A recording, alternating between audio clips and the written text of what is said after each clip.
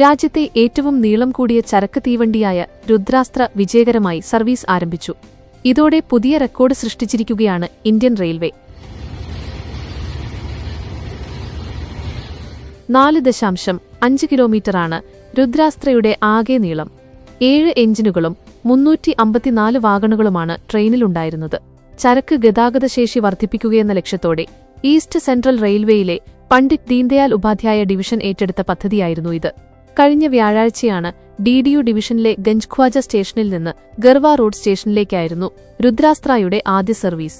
200 kilometre ദൂരം 5 മണിക്കൂറിൽ പൂർത്തിയാക്കിയാണ് രുദ്രാസ്ത്ര ഗർവാ road സ്റ്റേഷനിലെത്തിയത്.